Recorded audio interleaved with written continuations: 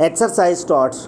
Fortunately, however, the growth of industrialism has considered in the West with the growth of democracy. It is possible now, if the population of the world does not increase too fast, for one man labor to produce some more than is needed to provide a bare subsistence for himself and his family. Given an intelligent democracy, not misled by some dogmatic creed, this possibility will be used to raise the standard of life. It has been so used to a limited extent in Britain and America, and would have been so used more effectively but for war. Its use in raising the standard of life has depended mainly upon three things: democracy, trade, unionism, and bird control. All three, of course, have incurred hostility from the rich.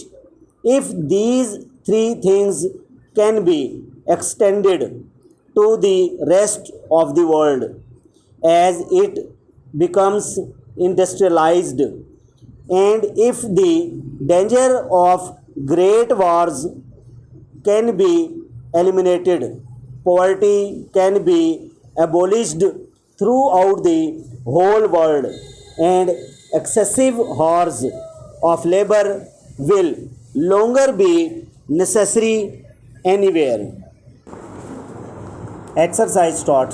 Fortunately, however, the growth of industrialism has considered in the West with the growth of democracy. It is possible now, if the population of the world does not increase too fast, for one man labor to produce much more than is needed to provide a bare subsistence for himself and his family.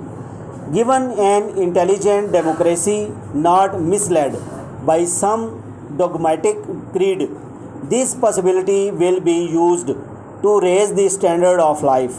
It has been so used to a limited extent in Britain and America, and would have been so used more effectively but for war. Its use in raising the standard of life has depended mainly upon three things: democracy, trade, unionism, and bird control.